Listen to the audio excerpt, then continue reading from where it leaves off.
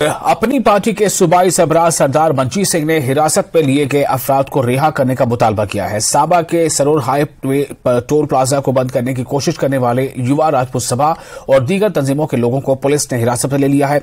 इन्होंने पुलिस कार्रवाई की मजम्मत की है। इन्होंने इल्जाम लगाया कि इंतजामिया जम्मू कश्मीर में हालात को खराब करने की कोशिश कर रहा है।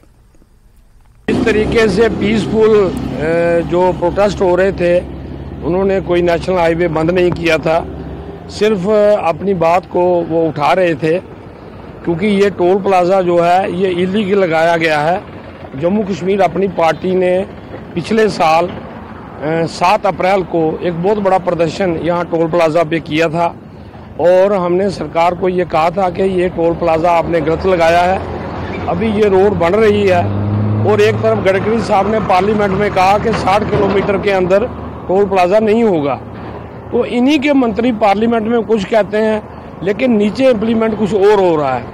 तो मैं समझता हूं कि हम इसकी सख्त निंदा करते हैं और लेफ्टिनेंट गवर्नर साहब को कहते हैं कि आपने भी ये कहा था कि मैंने हायर अथॉरिटी से बात की है, नेशनल हाईवे अथॉरिटी के टॉप ऑफिशियल से बात की है, तो इस पे अमल होना चाहिए।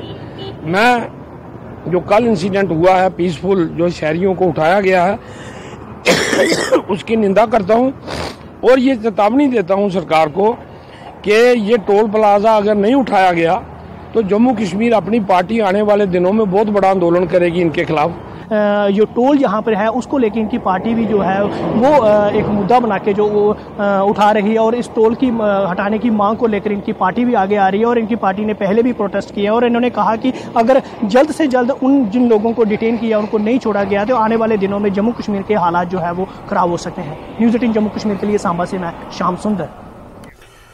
और अपनी पार्टी ने जम्मू में स्मार्ट मीटर की तनसीब के खिलाफ एहतजाजी मुजाहरा किया। एहतजाजियों ने स्मार्ट बिजली मीटर्स को हटाकर इसकी जगह डिजिटल मीटर लगाने की मांग की है। इनका इल्जाम है कि बढ़ते हुए बिलों ने आम आदमी को परेशान कर दिया है। एहतजाजियों का कहना है कि अगर हुकूमत स्मार्ट मीटर दुरुस्त करार दे रही है तो फिर पहले लगाए गए डिजिटल मीटरों के मुकाबले में बिजली के बिल्स कैसे मुख्तलिफ हैं। जम्मू में आए दिन स्मार्ट मीटर्स को लेके प्रोटेस्ट चल रहे हैं और हर जगह जो सियासी जमातें हैं अपना प्रोटेस्ट रजिस्टर कर रहे हैं। जो समाजी जो तंजीमें हैं वो भी इस सिलसिले में अपना प्रोटेस्ट रजिस्टर कर रहे हैं, स्मार्ट मीटर के खिलाफ हैं और कह रहे हैं कि स्मार्ट मीटर के जो इंस्टॉलेशन उनको बंद किया जाए क्योंकि जो उनकी बिल्स हैं वो बहुत ज्यादा आ रही हैं। इनके लीडर से जानना चाहेंगे कि आप जरा बताइए ये जो आप प्रोटेस्ट कर रहे हैं किस जिम्न में?